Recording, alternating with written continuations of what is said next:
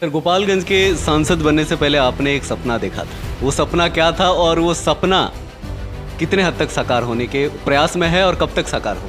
और कौन कौन सी ट्रेनें हैं जो गोपालगंज को सौगात में मिली हैं? सबिया एयरपोर्ट को लेकर काफ़ी लाइमलाइट में आप दिख रहे हैं। आप मंत्रिमंडल में आपने बैठक की, मंत्रियों से मुलाकात की, यहाँ तक कि हथुआ के राजा से भी आपने मुलाकात की है। तो अभी फ़िलहाल अपडेट क्या है?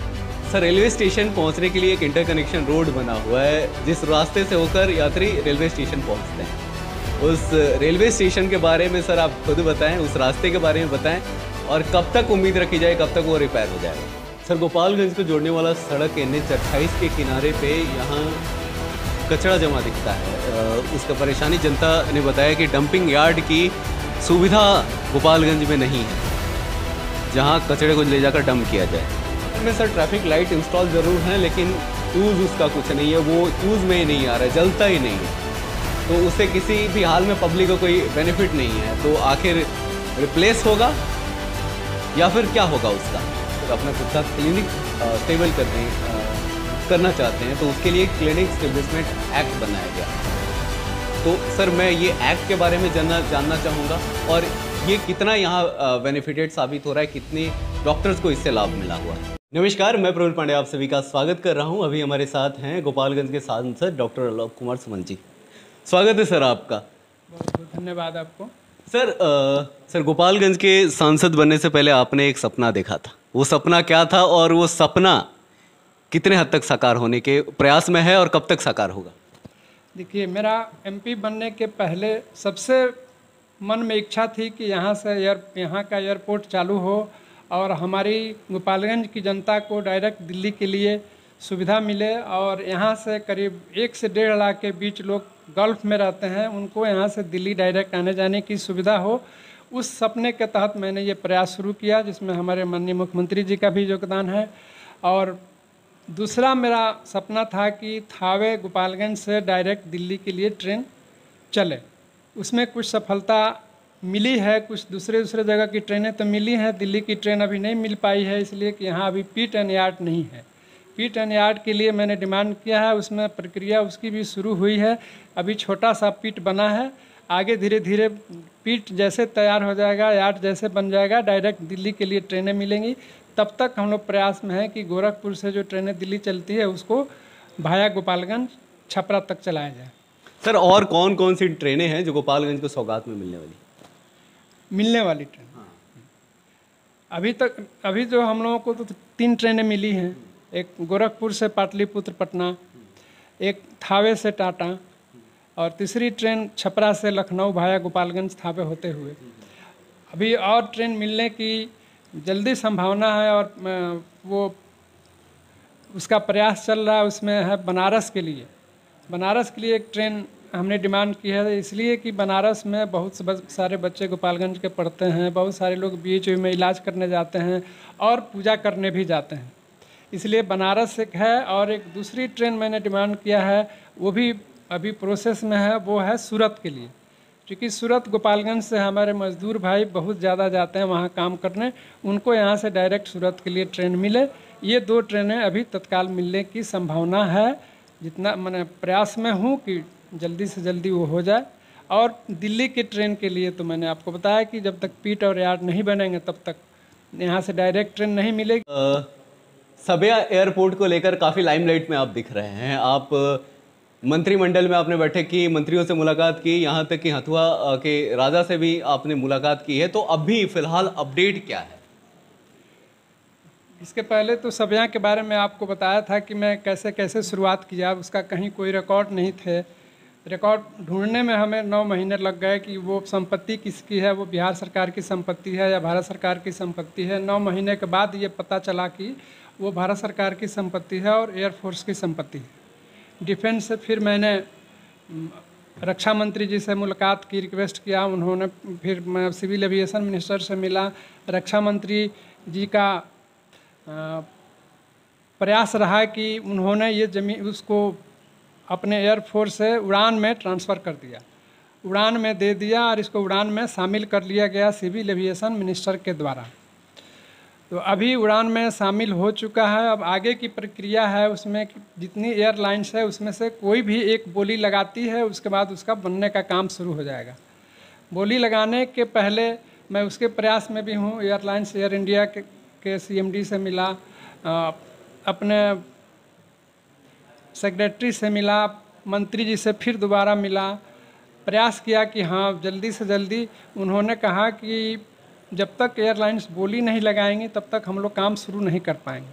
फिर मैं अभी जब दिल्ली जाऊंगा तो प्राइवेट एयरलाइंस है, गवर्नमेंट एयरलाइंस से इसके पहले मैं मुलाकात किया था एयर इंडिया से, हालांकि अब तो वो भी प्राइवेट में चली गई, लेकिन फिर मैं मिलूंगा उससे और बाकी एयरलाइनों से मिलूंगा कि आप बिड इसमें डालें। थोड़ी सी समस्या है वहाँ इंक्रोचमेंट की, वो उसका प्रयास चल रहा है कि सरकार उसके संबंध में कुछ कार्रवाई करे, वो हटे और बोली लगे, फिर सबिया एयरपोर्ट का काम शुरू हो जाएगा। हम लगे हुए हैं।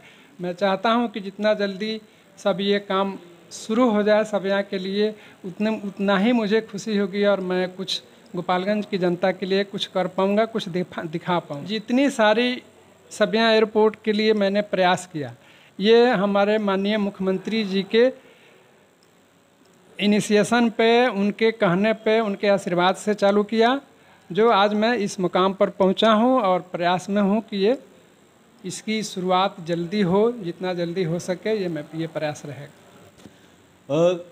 सर, रेलवे स्टेशन पहुंचने के लिए एक इंटरकनेक्शन रोड बना हुआ है जिस रास्ते से होकर यात्री रेलवे स्टेशन पहुंचते हैं। उस रेलवे स्टेशन के बारे में सर आप खुद बताएं, उस रास्ते के बारे में बताएं और कब तक उम्मीद रखी जाए, कब तक वो रिपेयर हो जाएगा?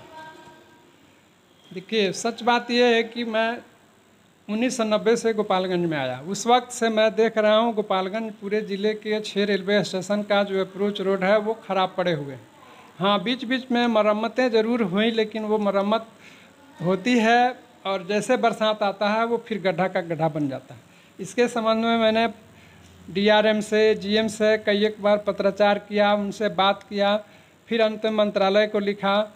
जब मंत्रालय को लिखा, ऊपर से आदेश हुआ, तो GM गोरखपुर आके विजिट किए। आप लोगों ने देखा हुआ कि उनका विजिट हुआ था, सारे रेलवे स्टेशन का उन्होंने देखा। उसके बाद हमें चिट्ठी मिली है, अभी जस्ट 2 दिन पहले चिट्ठी आई है कि जलालपुर, गोपालगंज और सासामुसा, ये 3 रेलवे स्टेशन के अप्रोच रोड का DPR बन रहा है। इसमें बहुत जल्दी काम शुरू होगा और बाकी 3 जो हम लोगों के रेलवे स्टेशन है, रतनसराय है, सिधवलिया है और दिघवा दुगौली है, वो तीनों का भी इसके बाद वो भी काम जल्द शुरू होगा। राशि की, धन की थोड़ी कमी है रेलवे के पास, इसलिए एक बार में 6 नहीं बन पा रहा है। इसलिए उन्होंने आश्वासन दिया है कि पहले हम 3 बनाते हैं, फिर बाकी इसके बाद 3 तुरंत उसमें भी काम लगेगा। मैं उम्मीद करता हूं कि बहुत जल्दी 6 रेलवे स्टेशन का अप्रोच रोड दुरुस्त हो जाएंगे। सर, गोपालगंज को जोड़ने वाला सड़क NH 28 के किनारे पे यहाँ कचरा जमा दिखता है। उसका परेशानी जनता ने बताया कि डंपिंग यार्ड की सुविधा गोपालगंज में नहीं है जहाँ कचरे को ले जाकर डंप किया जाए, तो उसके बारे में सर बताएं कि कब तक समस्या हल हो? गोपालगंज के बारे में मेरा एक ये भी सपना था कि गोपालगंज का एक मास्टर प्लान बने जो अगले कम से कम 25 साल आगे भविष्य का हो। और वो मास्टर प्लान के लिए मैं जब से MP बना प्रयास कर रहा था, जिला प्रशासन से मिलकर, सरकार से मिलकर, जो अभी फलीभूत हुआ है। पिछले हफ्ते उसकी मीटिंग हुई है, जिला प्रशासन के द्वारा मीटिंग करके वो मास्टर प्लान बनाने के लिए एक्सपर्ट को पटना भेजा गया है। पटना एक्सपर्ट जो आर्किटेक्ट होंगे एक्सपर्ट, वो बनाएंगे मास्टर प्लान और गोपालगंज को एक सही तरीके से शहर के रूप में विकसित करना है। उसके बाद होगा और उसी में हम लोग डंपिंग का भी जगह खोज रहे हैं कि कहाँ डंपिंग किया जाए, वो भी उस मास्टर प्लान में रहेगा। सर, शहर में कहीं भी अगर आप मतलब विद इन सिटी अगर आप ट्रैवल कर रहे हैं गोपालगंज टाउन में, तो क्या होता है कि जाम से काफ़ी लोगों को परेशानी महसूस हो रही है। पहले कुछ दिन पहले रास्ते को कहीं ना कहीं डिवाइडर टाइप का यूज़ किया गया था, बैरिकेड्स किया गया था, लेकिन फ़िलहाल वो व्यवस्था नहीं देखने को मिल रही है। मैं डिवाइडर के लिए जिला प्रशासन को कई बार सजेस्ट किया, इसमें कुछ तकनीकी विभागीय दिक्कत है इंजीनियरिंग डिपार्टमेंट से, आरसीडी के तरफ से, तो वो लोग ऊपर से परमिशन लेने के प्रयासरत हैं। चिट्ठी उन्होंने लिखा है, जैसे परमिशन मिल जाएगा डिवाइडर बनेगी, और ये बनना निश्चित है, आज नहीं तो कल वो बनेगा। और डिवाइडर बनेगा तभी ट्रैफिक कंट्रोल होगा और उसके हिसाब से जाम कम लगेंगे, सब लोग अपने अपने लेन में चलेंगे तो जाम की समस्या ज़रूर कम होगी। शहर में सर ट्रैफिक लाइट इंस्टॉल ज़रूर हैं, लेकिन यूज़ उसका कुछ नहीं है, वो यूज़ में ही नहीं आ रहा है, जलता ही नहीं है, तो उससे किसी भी हाल में पब्लिक को कोई बेनिफिट नहीं है। तो आखिर रिप्लेस होगा या फिर क्या होगा उसका? देखिए, हमारे माननीय मुख्यमंत्री जी का ये प्लान है कि पूरे बिहार में सोलर लाइट लगानी है, एक एक गांव में, एक एक घर के सामने, और शहर में, शहर के हर गलियों में सोलर लाइट लगेंगी। तब तक जो नगर परिषद की बात है, नगर परिषद में ESL कंपनी को बिहार सरकार द्वारा दिया गया है LED लगाने के लिए, लेकिन उसमें उनका कुछ पैसा शायद बकाया रह गया है सरकार के प्रति, वो उसके चलते उन्होंने काम शुरू करके फिर रोक दिया। हम लोग प्रयासरत हैं कि उनका पैसा मिल जाए ताकि वो जल्द से जल्द काम शुरू करें। यानी पैसा मिलते ही काम वहाँ स्टार्ट हो जाएगा। सर, स्वास्थ्य मंत्री कुछ दिन पहले यहाँ आए हुए थे, माननीय मंगल पांडे जी। उन्होंने कहा कि ब्लॉक वाइज फंड इशू हो गया है, जितने भी अस्पताल थे उनको डेवलपमेंट के लिए, वहीं सदर अस्पताल के लिए भी फंड इशू हो गए हैं, और कब तक डेवलप्ड हो जाएगा प्रॉपर वे में, वेल एस्टेब्लिश्ड प्रॉपर इक्विपमेंट के साथ डेवलप्ड हॉस्पिटल यहाँ मिल रही है, तो कब तक इसकी पूरी तैयारी हो जाएगी? देखिए, गोपालगंज सदर अस्पताल को 500 बेड का हॉस्पिटल बनाना है, और ये एक मॉडल हॉस्पिटल को रूप देना है। इसका मास्टर प्लान भी आ गया है, इसका नक्शा आ गया है, इसका फंड भी सरकार द्वारा रिलीज किया गया है। इसमें काम भी बहुत जल्दी शुरू होगा। बिल्डिंगें एक तरफ से टूटेंगी और वही बनेंगी, मल्टी स्टोरेज बिल्डिंग बनके बहुत गोपालगंज अस्पताल हम लोगों का एक देखने लायक चीज़ होगी। और उसमें सब स्पेशलिटी के डॉक्टर्स भी प्रयास किया जाएगा कि रहें। डॉक्टर्स की तो कमी है बिहार के पूरे देश में, लेकिन फिर भी प्रयास रहेगा, सरकार का प्रयास है कि सारे स्पेशलिस्ट को जिले में कम से कम जरूर रखा जाए। सर, चूंकि पेशे से आप डॉक्टर हैं, तो और यहाँ के प्राइवेट डॉक्टर जो है अपने क्लिनिक, नए डॉक्टर कहीं अदर कंट्री से या फिर अदर स्टेट से स्टडीज़ कंप्लीट करके यहाँ आ रहे हैं, या फिर अपना खुद का क्लिनिक स्टेबल करना चाहते हैं, तो उसके लिए क्लिनिक स्टेब्लिशमेंट एक्ट बनाया गया। तो सर, मैं ये एक्ट के बारे में जानना चाहूँगा, और ये कितना यहाँ बेनिफिटेड साबित हो रहा है, कितने डॉक्टर्स को इससे लाभ मिला हुआ है? क्लिनिकल एस्टेब्लिशमेंट एक्ट एक सरकार की नीति है, भारत सरकार के द्वारा बना और वो पूरे देश में लागू हुआ। इसमें कुछ मैं व्यक्तिगत रूप से एज ए डॉक्टर बोल रहा हूँ, राजनीतिक रूप से नहीं, व्यक्तिगत रूप से एज ए डॉक्टर की इसमें कुछ तकनीकी कमियाँ हैं, जिसके चलते डॉक्टर लोगों को थोड़ी परेशानी हो रही है।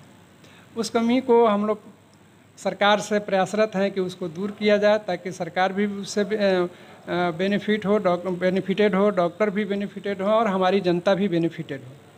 और उम्मीद करते हैं कि इसमें सरकार ध्यान देगी। सीधी बात हुई डॉक्टर आलोक कुमार सुमन जी से। सर, काफ़ी सीधे तरीके से आपने जवाब दिया और आपसे बात करके काफ़ी अच्छा लगा। और कुछ बोलना चाहेंगे सर आप हमें? आप दोनों को बहुत बहुत धन्यवाद, दिल से धन्यवाद। और मैं अभी अपनी जनता से अपील यही करूंगा कि कोरोना अभी ख़त्म नहीं हुआ है, इसलिए हम लोग कोरोना के प्रति अभी सावधान रहें, मास्क लगावें और सोशल डिस्टेंसिंग को मेंटेन करें। कोरोना को हर हालत में अभी ये मान के चलना है कि कोरोना ख़त्म नहीं हुआ है, इसलिए ये सावधानी बरतनी है, यही मेरी आपके माध्यम से अपील है। तो ये थी खास बात डॉक्टर आलोक कुमार सुमन जी के साथ। तो इसी के साथ मैं प्रफुल्ल पांडे इजाज़त लेता हूँ। नमस्कार, धन्यवाद।